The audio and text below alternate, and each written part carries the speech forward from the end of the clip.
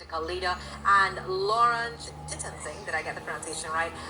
He is a candidate for Lupino Bone, and we're looking at the Youth Organization Unification and Reformation Party, your party of Trinidad and Tobago. Good morning, how are you? Good morning, how are you?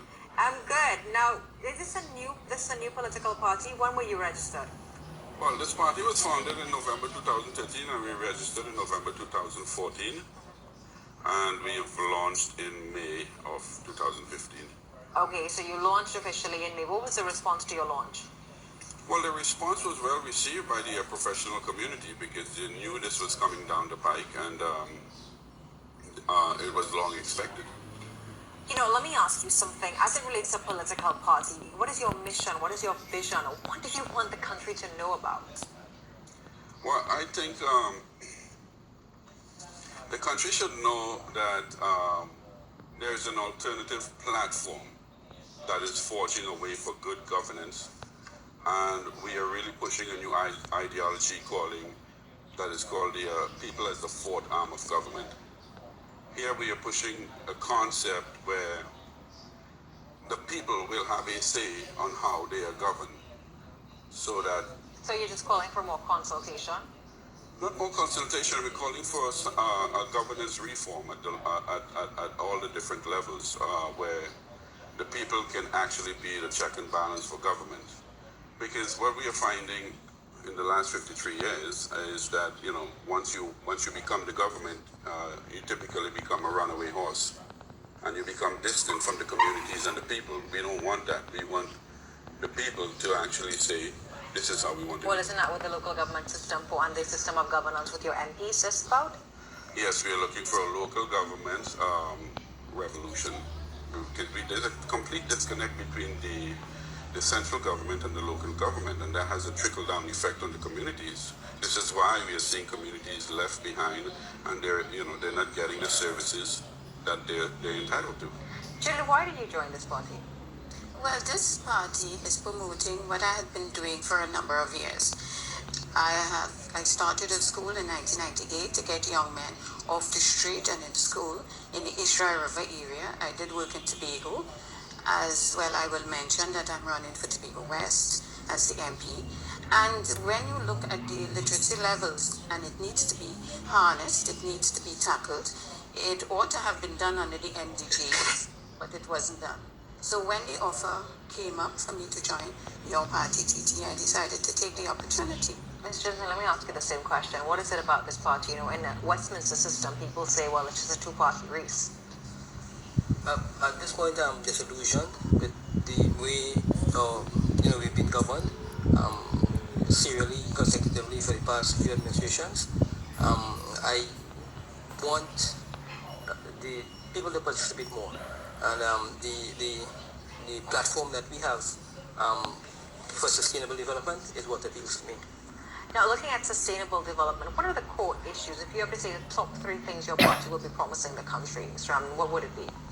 Good governance reform, hardcore economic diversification, and crime reformation. Let me talk about economic diversification. How are you going to achieve that? It's a very complex issue, and it cannot be discussed in 10 minutes. I'm an international sustainable development practitioner. I do a lot of economic development work around the world, from poverty alleviation to renewable energy.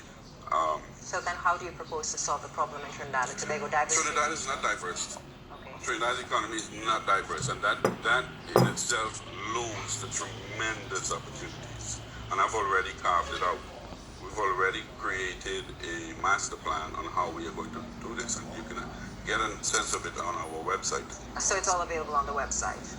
Yes, I can If you can give an example of one policy position to achieve economic diversification, because the government has identified growth flows and clusters and incubator industries. What difference are you offering?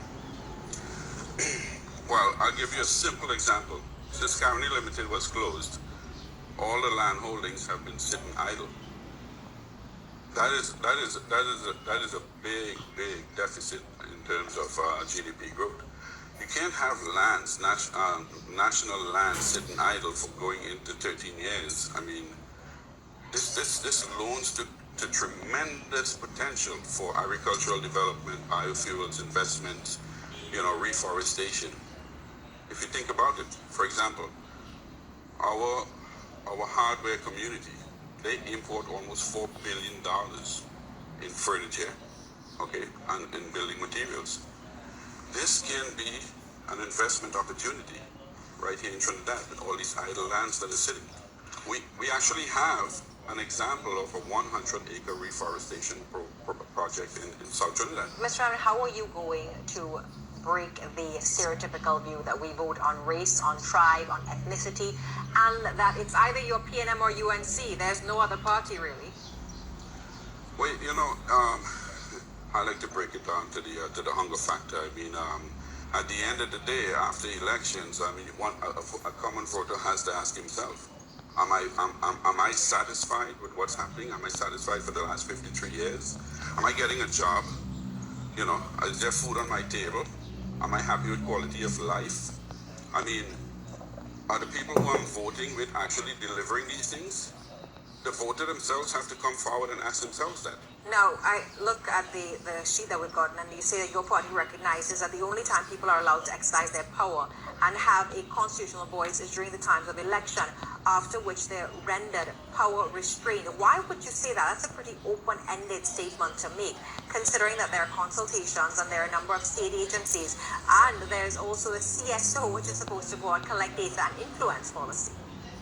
Data? Where's the data? I want to see the data. We've been looking through the central statistical office.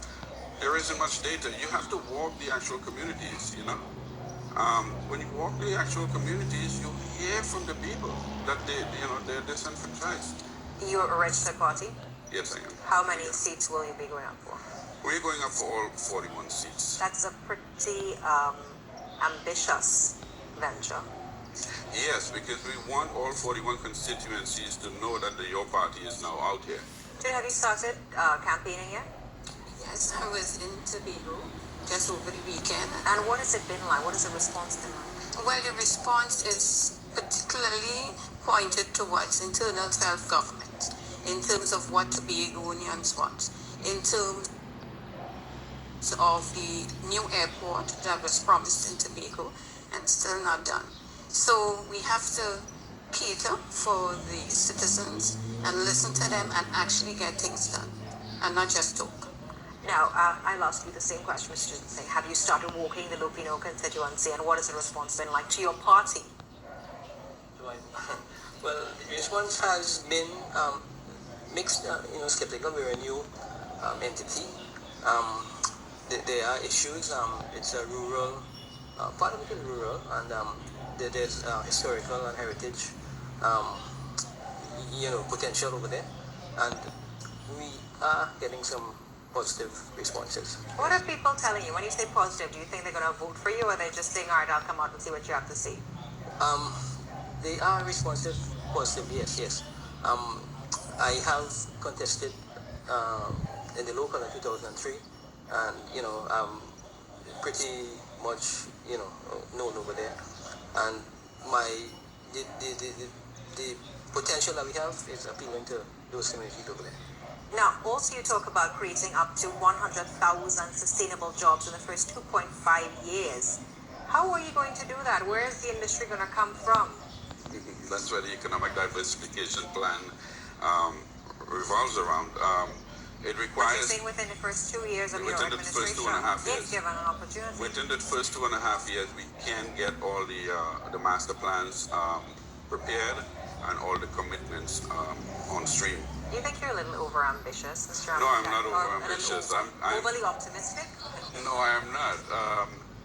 I'm deeply involved in projects, international projects around the world where we are doing this type of work. I'm the designer of one of the largest poverty elimination projects in India, and I am designing one of a large climate mitigation program in the United States where we are taking young youths.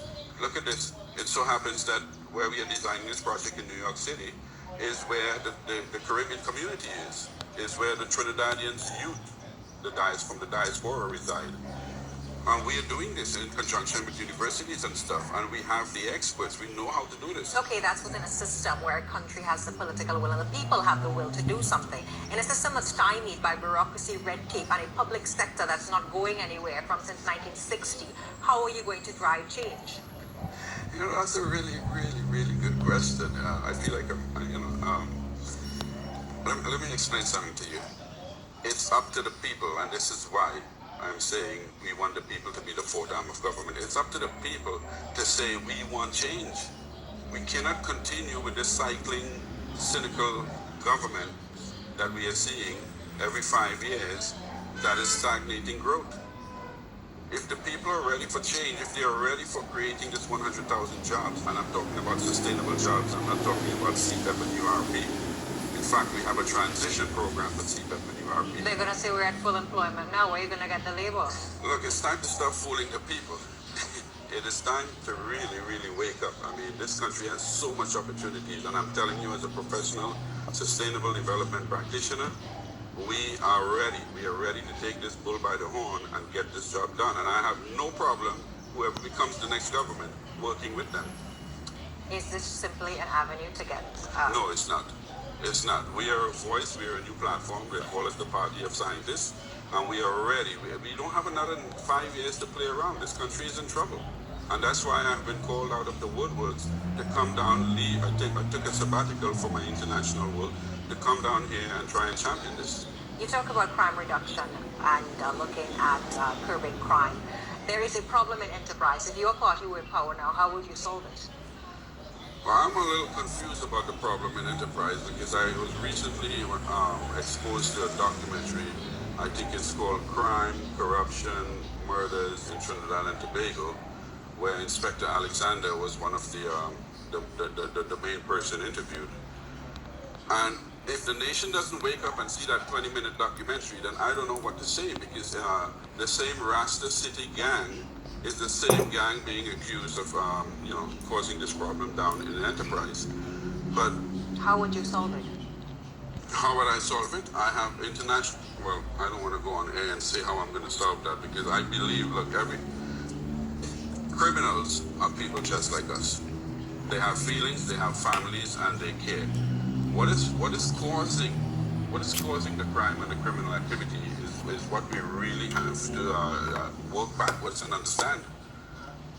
You know, we have to figure out how to decomplex this problem and then restructure it so that we can dissolve the situation and need for crime.